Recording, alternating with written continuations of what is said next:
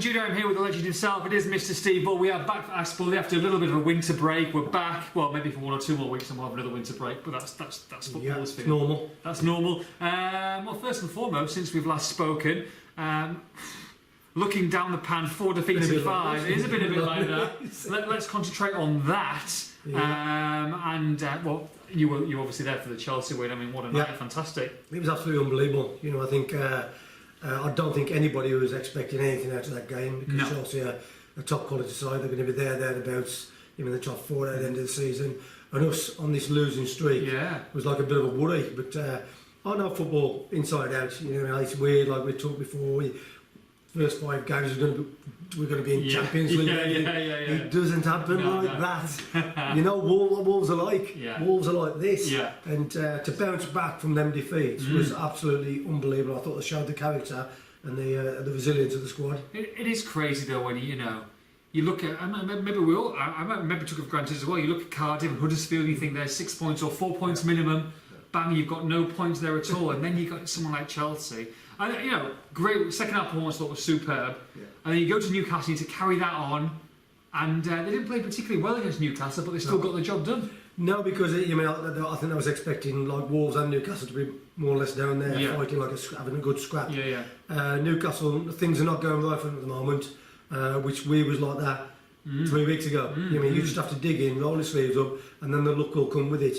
But to go from Chelsea, I would have took a point. I'd have took a point at Newcastle, or take that down there, get a point, come back and have a good go against Bournemouth and win against Bournemouth. You know what'll happen? Go on. Well, don't say it. Beat Newcastle and we'll do the opposite against Bournemouth. Do you reckon you're going to beat? No, I hope not. I hope not, because we're on a bit of a little mini roll. But we're beating the top teams who are up there. We're having a good go against them. The ones here are absolutely suck, isn't they? They are. Well, what is that? I mean, obviously Bournemouth have done well this season. You know, they're above Wolves in the table, but at the same time, you like to think of home against Bournemouth to be 3 points. So what's that?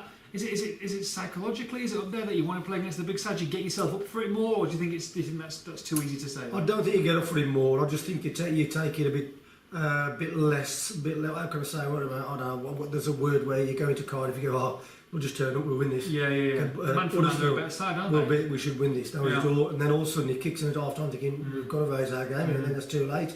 But against Chelsea, they're up there straight away. They're going, right, we're ready for this, we're going to go at this. And it's shown against Chelsea, the first half, they was resilient. They held back, said, come on Chelsea, what you got at us, what you got at us?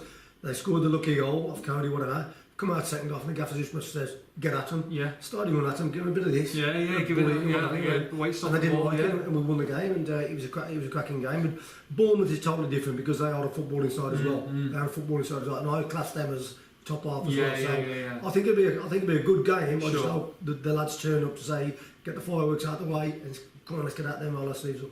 I mean, you look at someone like Morgan Gibbs-White, who's come in and done a great job. Then you look at the team against Newcastle, completely changed. Jimenez on the bench, Gibbs-White on the bench, Traore up front. And I mean, some people weren't a fan of it. Would you like to see those kind of players, your Moutinho's, your Morgan Gibbs-White, your Jimenez's, restored to line up against Bournemouth? You would. You'd want to play the world-class players. Who I think he's going to put a side out that's going to hurt Bournemouth. He knows it, and he thought that side that he put out against Newcastle would hurt Newcastle. It didn't. That was a bit upsy days, a bit lethargic, second foot. But if we win on our second foot, we're going to have our first foot. Yeah, absolutely. You know what I mean? I know. Like you say, you let's say you get a good result against Bournemouth, and you go to Fulham. Okay, again, difficult game because Boxing Day, whatever, going away from home. But bottom of the table, all of a sudden you're looking back up to. I'm not going to say the CL word. No. You don't say that. We're looking like all we want to do is top get 10, top 12.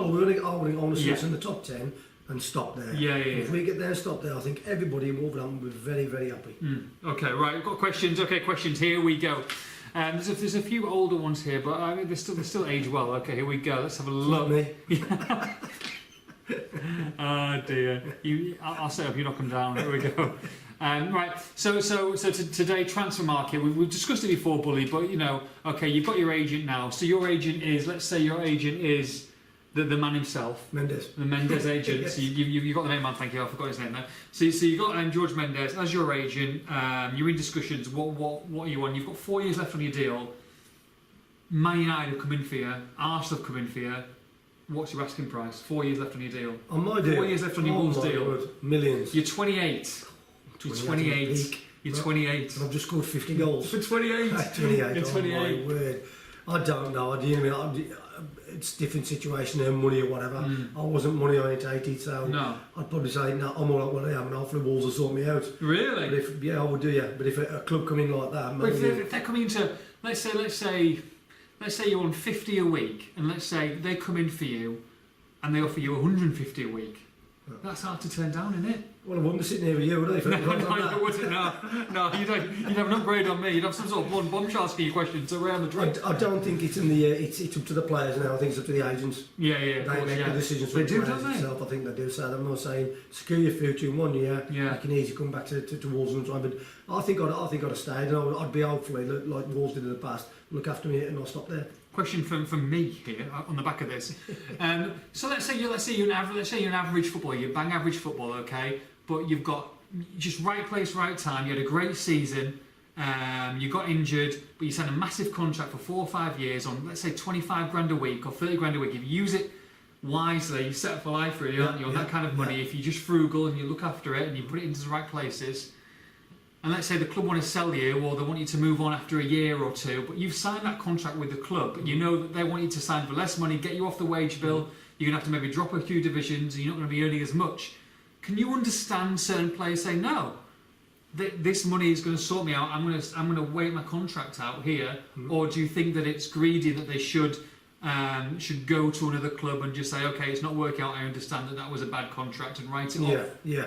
I don't think it's greedy. Because they've got it in writing. Yeah. If they demand something and they give it to them and they ain't worth it, well, that's being doing saying, well, I want it because I deserve it. Yeah. No, the players. It's not the players' fault. Sure. If the player stops saying you got a 3-year deal, they'll come to an agreement in the middle where they say, go on, then we'll pay you up 1.5, and you go to somewhere else, and they'll go, okay, I'll do that deal, and thank you very much. And that's the way it goes, and that's the way it should go. Sure. Some of them dig their heels in, and want all of it. And then it's up to the club then to either say that or say you'll never play for this club again. You'll be in the reserves, intermediates, and whatever. Yeah, interesting though, isn't it? It is interesting. Yeah, I mean, if you are set up for life with that, and they want you to drop down, and it's an interesting topic anyway. Sort of thing. I'm sure there's two sides of the story. Right? Okay, here we go. Wolfie YYA. If Ruben Neves was feeding you and playing the balls back to you, how many more goals would you have scored? Would you have got one with Neves in the centre midfield or not? Or do you think I don't think so. I think it's the wingers. I think it's the wingers that give me the goals. You know what I mean? I know Neves can bang them over the top. He's always banging them 40 yards to the right, sure. 40 yards to the left. He's setting up the assist basically. Yeah, but he could do like the Paul Cook and the Simon Osborne did over the top. If I wanted it over the top, another option. He could do that. Yeah. You know what I mean? I know we've touched on it before. How many goals would I be on now? I think about 12. 7. 12. 5. 7, you've so underplayed me down. It's unbelievable. 12, I'd be on about 10 or 12 goals. And assists, a few assists as well, knocking in there. I don't do too many assists. I wouldn't do too many assists. No. I'd be greedy in that box. I'd say that's it. A snapshot, bang, score. If you're 1-on-1 with a keeper, but you know Tomo's on the other side, would you just lay it off to him? Would you or not? Or would you try and? It all depends if he's in it. If he's side on side on, you pass it to the side. They go and tap it in. Yeah. But if I'm on 1-on-1 with a keeper, that's you just watch head for goal, boom. Steam coming out of my ears and stuff. That ball's going in there. Oh, right, okay. Toughest opponent, says Gerbs Jandu. Toughest ever opponents. Yeah, there's been a few in my career. You know, I think Kenny Burns is one of the first ones at Forest. Stuart Pearce, absolutely rock monster. Was he? He was like psycho. Yeah. Like, he could stay out and all that. I mean, I thought now. Another one was, I'm probably going to say Stevie Walsh from Leicester. We had some great battles, me and him. Me and him used to stand in the tunnel and look at each other and go, is it your turn to get sent off or is it mine? Really? Yeah. But after the game... Was he sound afterwards? That's what you want, isn't it? Have a beer, say, oh buddy, give me a black eye, give me a dead leg, bullshit. Right. But the hardest one I've ever played against was a lad called Jerry Taggart. He used to play for Bolton centre half. He was like a brick. Yeah, square. Outhouse. Square, like SpongeBob SquarePants with like 60 times wide and taller. And I could not get around him. Really? I turned that way, his arms were there, I jumped in the air, his head was there, I turned he kicked me. He was the hardest one at the lot of them. Goodness me. Okay, good stuff. David Elton, what's your most memorable career goal for Wolves? Maybe not your favourite, what's your most memorable? Memorable, you won't believe this. I think it was against Bury at home when the old cow shed was there and there was nobody in it. Oh, right. And it was the ball come out over the top.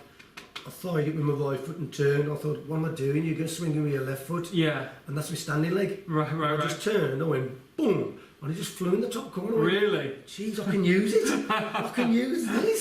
You know, it's one of them. Yeah. Because if you take that away, I'm like, that fall over. But now it was on top corner, buried. Really just straight in boom. Boom, it just pushed straight in the corner. I might And have to try and find that on the Try and find it. It's probably in black and white. Okay, that's fine. That was one of my favourite ones. I've got loads more. Like Yeah, people yeah. say the last minute at Albion, Of course. Blues, the last goal at the Blues puts hairs on the back of my neck. Yeah. And I did that when we was Yeah, of 1-3 course. tonight, all the way down. That's another one as well. But I've got quite a few in my mind, but that left foot. Did you ever get to watch them? I Back don't- at home, well, or was it just, or just maybe, I mean, you do a lot of dinners and stuff like that, I guess, they're playing on the background and stuff Yeah, like but that. what they've done to DVDs and what are they? It's all on yeah. this YouTube and whatever. Oh, So. malarkey, yeah. But no, I watch them now and again. If someone's got them there, they go, "Did you see that one? I remember that one. Oh, I right, remember okay. that one." And it brings back memories. And Do you forget some of them as well, though? I do, but if they say a certain time, certain date, wherever, Then it I'll go yeah. bang. That was the one. Right. Yeah. Okay, cool. Yeah. Black Country Wolf says, you and the Don are in the pub. What are you both drinking? Well, you're on a white wine, surely. I am one Nice. with ice. One with ice. But Yes. what about in these conditions, though, when it's cold now? Is there any kind of like, do you mix it up? Just all No, ice in there? no. I have like I say, a Magnus if it's red hot day. Yeah. I have a couple of Magnus and I go. Yeah. Literally bloated, yeah. But no, I've stuck with white wine for a long time. Yeah. With ice. Don't say it waters it down. It does a little bit, but it stops the heartburn. Okay. But if Don was there, he'd probably be drinking Bud. Would he? A bottle of Bud or a pint of lager top or something like that. Oh, Bud. That's not great. Mind you, better than the Jaeger bombs we were having the other night. Goodness me. AD Klulu says MBE as well. Says maybe MBE. Maybe both of you got something in common, right? How do you feel when you were told the club was going to name a stand after you? Would you have preferred a statue instead? No, because I think you have a statue when you're dead, don't you? Well, I don't know. I mean, people are campaigning for you to have one now. Are they? When you're like, what's that? I never understand that.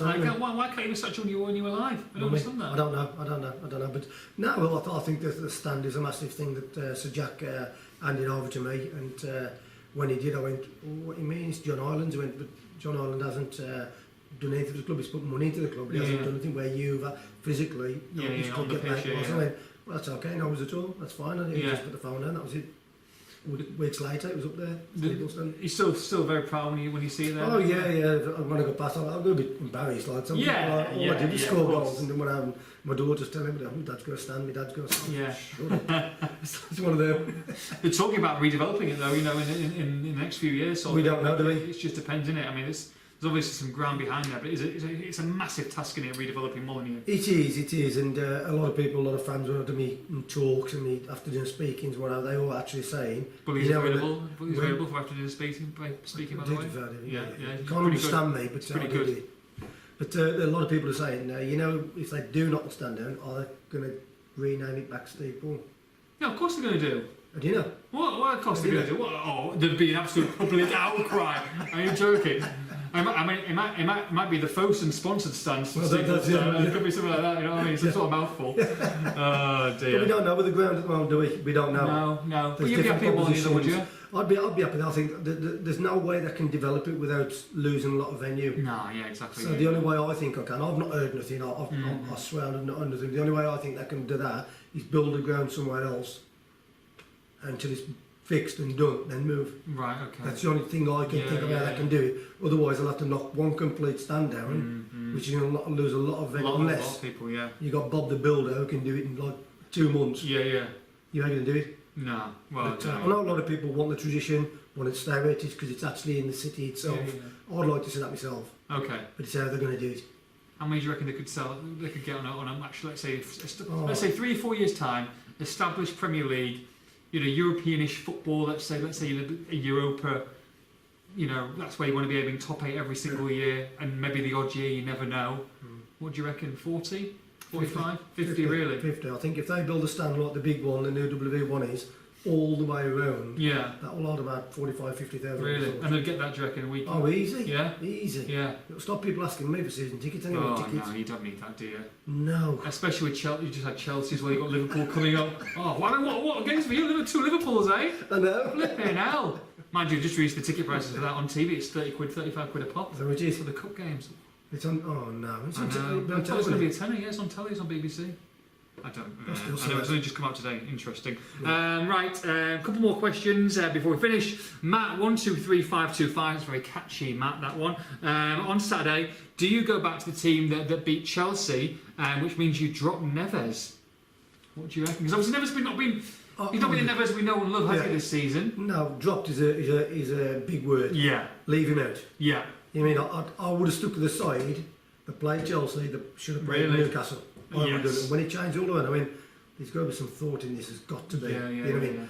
Luckily, touch wood, it worked. Just. It didn't work, but it worked. That's what it is. Of course. But Neves is like he's come off the ball a bit in my eyes. You know, he's gone back to the championship pace. Yeah. You know what I mean? Where you watch Chelsea, one touch boom, one touch boom. We were like that the first 5 games. Yeah. And it's as though we've settled down a little bit into the lower half of the team, up the Premiership. Of course. The way they move, you know what I mean? Because when I saw Chelsea tonight, I'm going, that quick, it's unbelievable. And it just shows how far we've got to step up a bit more. Absolutely. You know what I mean? And if we get back to the first 5 games, sharp as a blade, we'll be okay. So what do you reckon then? Do you think Moutinho and Saïs would be is the way Probably. to go? Or I'd say, if it was me, I'd put 5 in midfield. Yeah. I'd have Gibbs White in front of the 4 of them. Absolutely. And have 2 up front. Yeah. And I'd say, go on then, Gibbs White, you go up there, now we know what you're doing, you've got the energy, give him 60, 70 minutes, bring him off, then put another experienced one and sit there when we're 2-0 up. Oh, that would be nice, wouldn't it? That would be nice.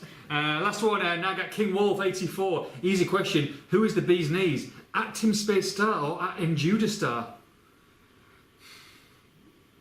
It's hard days. Hard to He's get. not even in the room, bully. He's never going to know. He didn't watch this. Yeah, I've got 10. I've got 10 euros in there. Flipping hell. Talk about money going to money. It's unbelievable. Gee, I've got my petrol over here. It's £1.14 at Sainsbury's I've just seen. So who's it? Spears or who? Spears on me. Spears on me. Oh, mate, it's yeah. you both talk a bit of quarterly. Yeah, we do, to be fair. Should we say it's a poor draw? It's a poor draw. Yeah, that's like going down to Torquay on a Tuesday night, pelting down a rain, and you get a 0-0 draw. Yeah. And you come back like... Oh dear. It's like you're going to Romford at the Dogs, aren't you? And track 5 and 6 have just collided straight into each other, straight into the barrier, game over. Only 4 finish of the race. It's a poor choice. And that's you too. Absolutely. Dear, right, let's move on. Right, so Bournemouth, okay, so give me a prediction then. Big game. Wolves could end up being like a point away from 6th. There could be 6th, could be top 6. It's unbelievable. I think Everton have got a difficult game. They've got to go to Man City. You know, if results go their way, you could be, a couple next. They could be right up there. Yeah. But then you could be another couple down there. It's that tight. We need that gap to open up. Yeah. You know, I look at the bottom 3 and think, oh, what are we, 10 points or something from there? Yeah. You want to be 13, 16, 19. Nowhere near them. You want to go that way. You know what I mean? And I think Bournemouth is one of them games. You know, I thought, Cardiff, I thought was a stumbling block. Yeah. I went to the Tatters travel in the Hogs Head, and I went there before the game, so I couldn't travel because I changed the time.